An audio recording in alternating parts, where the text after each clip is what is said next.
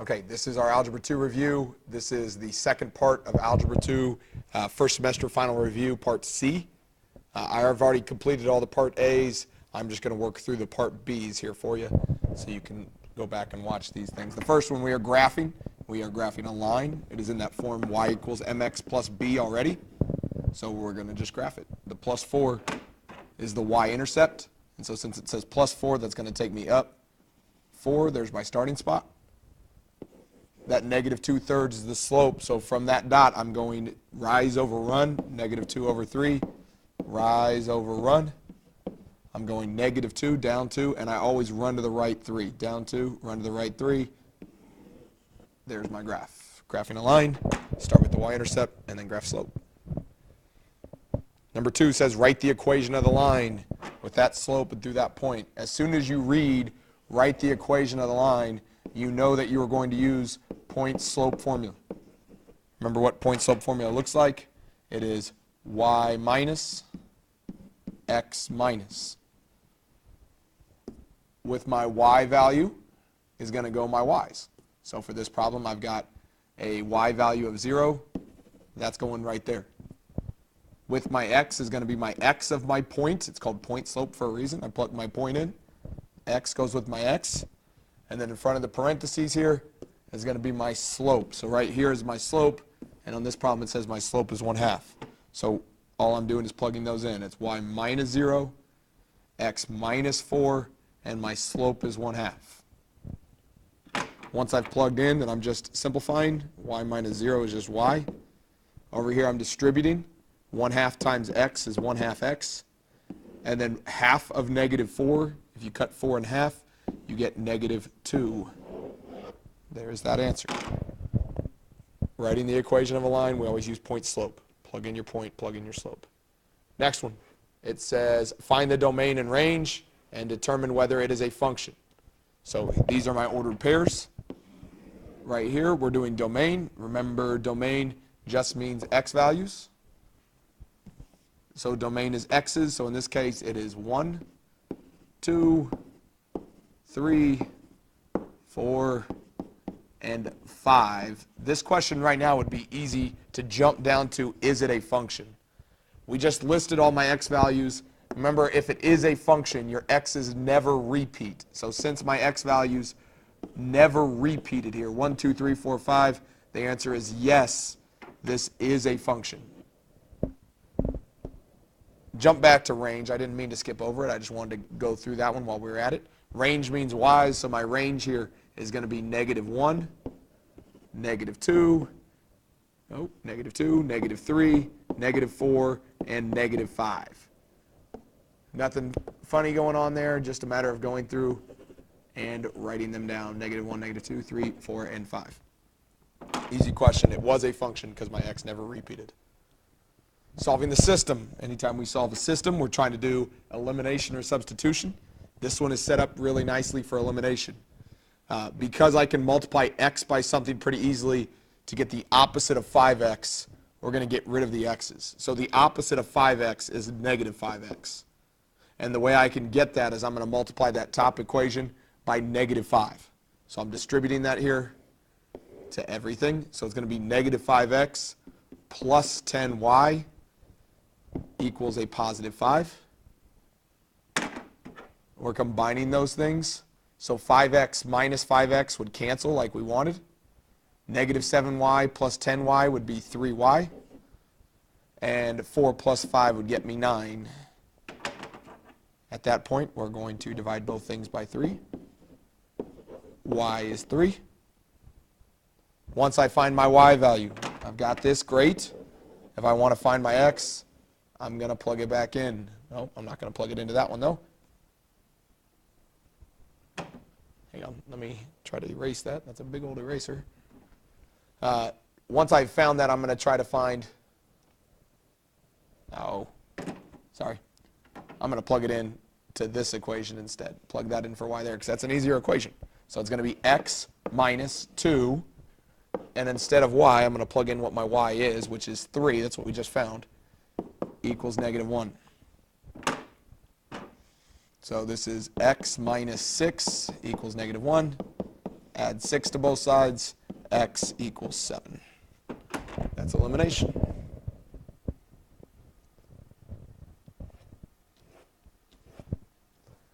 Five B, we're graphing the system of inequalities. So we're going to start off by graphing the lines. So we already graphed something like this in the first problem. Y is less than 2/3 x minus 4. I'm going to go down to -4, 2, 3, 4. That's my y-intercept. My slope is 2/3, so I'm up 2, right 3, up 2, right 3. Because it has a solid line, it's less than or equal to, I'm going to make a solid line through those lines I just drew, just like that. It was a less than sign. Because this is a less than sign, it means I'm going to shade underneath that line I just drew. So down here is where my answer is going to be, somewhere below that part. The next one says y is less than or equal to -2x, -2/5 x plus 4. So again, I'm using a solid line because that's an underneath, or it's a solid line underneath. It's an equal to sign. Plus 4, so I'm going to start at 1, 2, 3, 4. My slope is a -2/5, so I'm down 2, right 5. 1, 2, 3, 4. Down 2, right 5. It's a solid line. This is also a less than sign, so since it is less than, I'm shading below. So I need to shade the part that is below the red line and below the blue line. The answer is that section right there.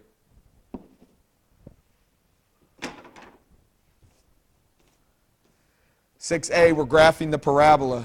A reminder that whatever is with my x is going to move me on my x-axis. If it says +2, it's really going to do the opposite. It's going to take me left 2. Whatever is tagged on the end moves you up and down. In this case, there isn't anything there, so it is +0. So the vertex of my parabola is change the sign, -2. Sorry, that looks weird with 2 arrows. And the y value is 0. It's at -2, 0. So I go left 2, up 0. There's my starting spot. It's a parabola, so my parabola pattern is 1, 3, 5. But it's a negative number, since it's, or a negative coefficient. Since it's negative, it's going to take your parabola. It normally looks like this, that U shape. And since it's negative, it's going to flip it upside down. So from this dot, I'm going down 1 over 1, and then down 3 over 1, and then down 5 over 1. 1, 2, 3, 4, 5 over 1. 1, 2, 3, 4, 5 over 1. There's my shape right here.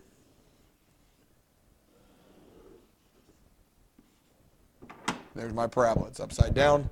The +2 really does the opposite. It goes to -2. There's nothing at the end, so it's still at 0. Already did that one. We're down on 8B. Factor that thing. So to factor it, 2x squared minus 5x minus 7. I've got a 2 in front, so I'm going to do borrow and payback. I'm going to multiply that 2 to the end here. X squared minus 5x minus 14. Then I'm going to factor. I need 2 numbers that multiply together to get 14. So numbers like 7 and 2, or 14 and 1. 7 and 2 need to get me -5, and -7 and +2 will do the trick. -7 plus 2 get me -5, and -7 times 2 gets me -14. Once I've factored, I did borrowing by multiplying by 2 at the beginning. Now I'm going to do payback. So now I'm going to divide by 2 on both sides. I multiplied by 2 to start. Now I'm dividing by 2. I am just factoring here, not factoring and solving. So when I reduce over here, 2 divided by 2 is 1. There's one answer. And over here, -7 over 2, I can't really reduce that. And so the one trick we can do to write it as a factor is we're going to multiply both things by 2. Or in other words, it's really like sliding that 2 up in the front. 2x minus 7 is going to be the other factor there. Borrow and payback factoring. 9A, we're subtracting. This is the easiest thing. You've got more than one thing with a negative sign in front. When you have a negative sign in front, you're distributing that negative sign. Everything after that inside the parentheses is going to change signs. So 4x squared plus 9x cubed minus 2x plus 3. Nothing's changed there. But in this second section, everything changes the sign. It's going to be negative 2x cubed, plus 7, minus 3x squared, minus x. I changed all of these signs with the negative in front of the parentheses. Now I'm going through and I'm combining like terms. So in this case, I've got 9x cubed minus 2x cubed gets me 7x cubed. 4x squared minus 3x squared would get me 1x squared. I've got, change colors a little bit so it's easier to see, negative 2x and a negative 1x would be negative 3x. And then I've got this plus 3. I've got, hang on, one more color change. And then I've got this plus 3 right here and that plus 7 right there. Add those together, you get plus 10. There's that one. Determine if x minus 5 is a factor of this polynomial. To determine if something is a factor, we're going to do synthetic division. Remember how this works? You throw a 1 out in front because it's a 1x cubed minus 5x squared minus 4 and a plus 28. I'm just writing my coefficients there. Since I'm trying to determine if x minus 5 is a factor, right now it's written with x. So like always, we're going to set that equal to 0 and solve it. So in the box is going to be a positive 5. We're going to do synthetic division to see if it works. If it does work, we'll get a 0 right there in the end. If we don't get a 0, then the answer is no, it is not a factor. So we're doing synthetic division here. Remember what that looks like. We start off with that first number here. Take that 1 and drop it down. It's on bottom, so I'm going to multiply by whatever's in the box. So 5 times 1 is 5. These two numbers are now stacked, so I'm going to add them. Negative 5 and 5 gets me 0. It's on bottom, so I multiply. 5 times 0 is 0. It's stacked, so I add them. Negative 4 plus 0 is negative 4. It's on bottom, so I multiply. 5 times negative 4 is negative 20. They're stacked, so I add. 28 minus 20 is 8. Since that number is not 0, if it's not 0, the answer to the question, is that thing a factor? The answer is no.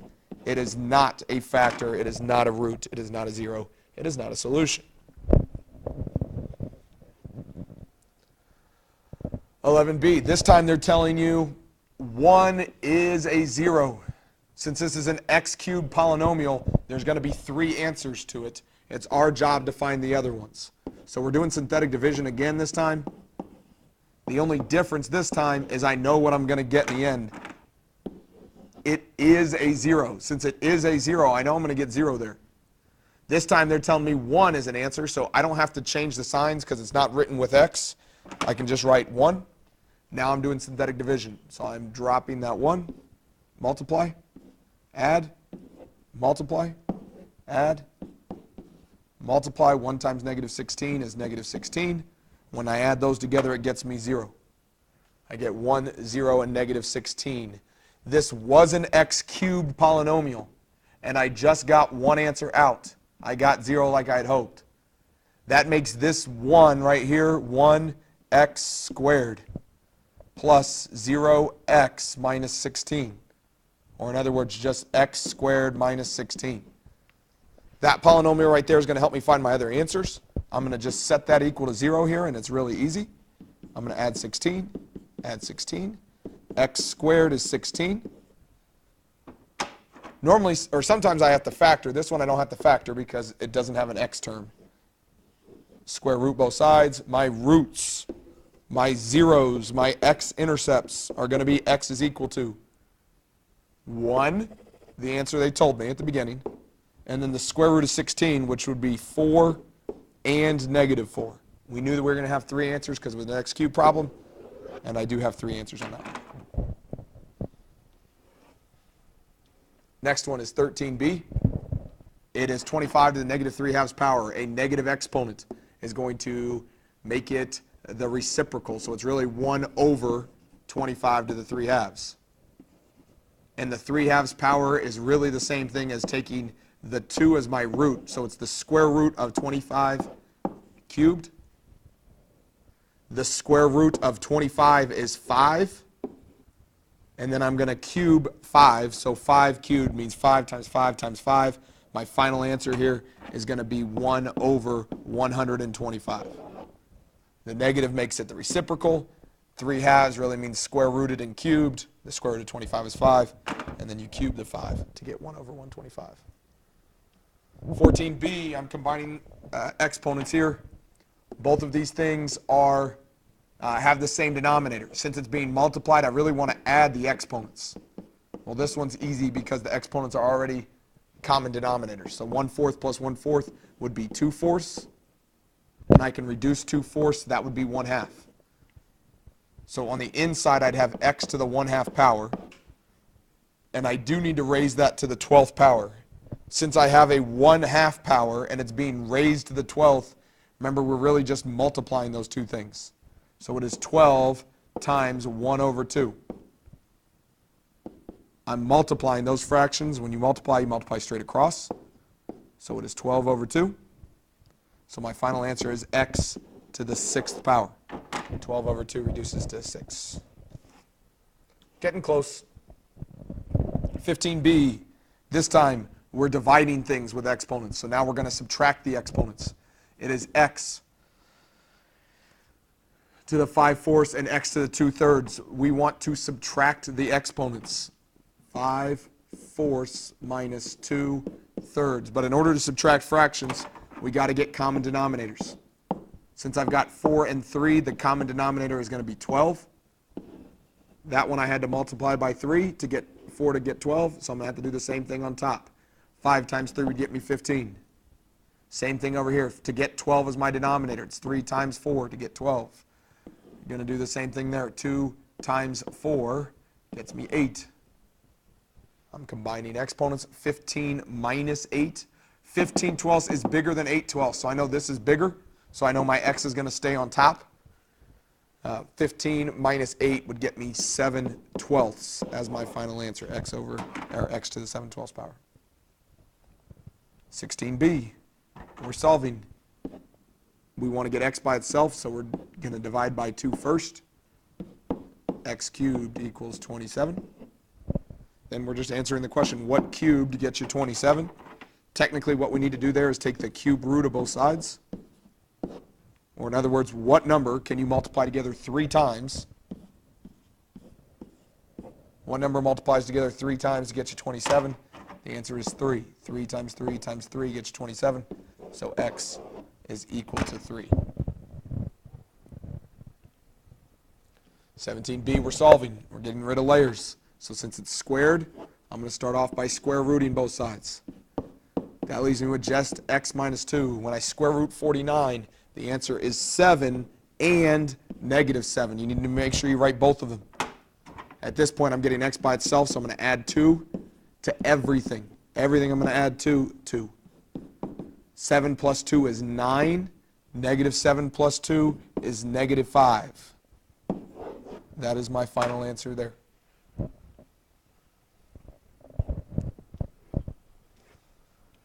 (18b), we're going to solve it. Again, we're getting rid of stuff. It's just a whole bunch of solving problems here in a row. Start off by subtracting 6. X minus 2 equals negative 4. Now I want to get rid of the square root. So to get rid of that, I'm going to square both sides. Negative 4 squared. When I take negative 4 and I square it, I get a positive 16. And then the final thing I'm going to do is add 2 to both sides. X is going to be equal to 18, but it's not going to be 18. The real answer to this problem is no solution. If you were to take 18 and plug it back in, you would get the square root of 18 minus 2 plus 6. I'm taking 18 and plugging it right there. 18 minus 2 is 16, square rooted, plus 6. The square root of 16 is 4, plus 6 is 10. But the problem is, over here it says it's 2. They don't work, and the reason it didn't work is because I squared a negative number right there. When you square a negative number as you solve, it's not going to be a solution when you plug it back in. So the real answer to number 18b is no solution. Last one, 19, f of g of x. You've got a g inside the parentheses there. That means you are plugging in. Okay? Instead of g, I could write what g is, which is 2x minus 4. Normally it says f of x, but now instead of an x right here, you've got this 2x minus 4. You've got that g that you're going to put in its place. So for this problem here, you are taking this whole thing and putting it right there in the f problem. So my problem is going to look like this. 3 plus 5. And where that x was right there, I'm going to replace it with 2x minus 4. I'm going to distribute. 6x minus 12 plus 5. And then to finish that thing, I am going to combine them and get 6x minus 7. Okay, quite a long review there, but hopefully that's starting to get you in the right direction. Along with the answer key from the first part, that should be plenty of things to help you do well in your final. Good luck.